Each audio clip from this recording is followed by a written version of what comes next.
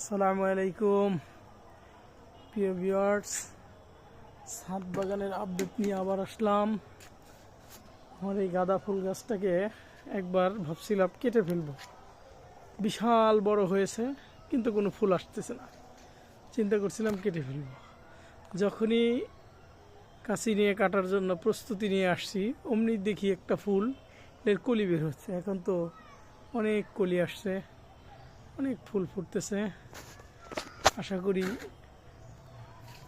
ছাদ বাগান ভরে যাবে ফুল দিয়ে, গাঁদা ফুল গাছের ফুল দিয়ে ছাদ বাগান ভরে যাবে ইনশাল্লাহ।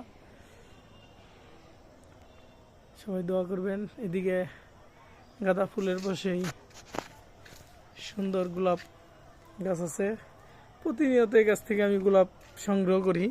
এখন একটা কলি আছে, আশা করি দু একদিনের ভিতরে ফুটলে আবার সংগ্রহ করতে পারবো।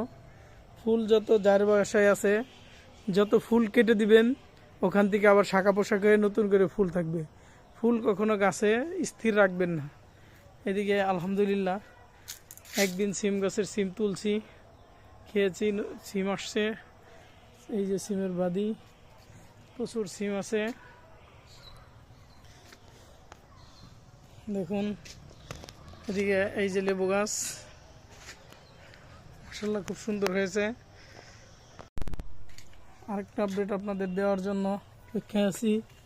মাশাআল্লাহ দেখুন, শসা গাছ, ব্যাপক শসা গাছের ফুল ফুটেছে, ব্যাপক ফুল এসেছে। আশা করি যে পরিমাণ ফুল এসেছে ফলও আসবে ইনশাআল্লাহ।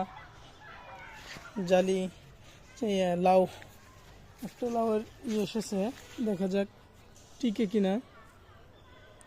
আশা করি টিকবে, জানি না টিকবে কিনা, ওই দোয়া করবেন। সকাল বিকাল একটু পরিশ্রম করি।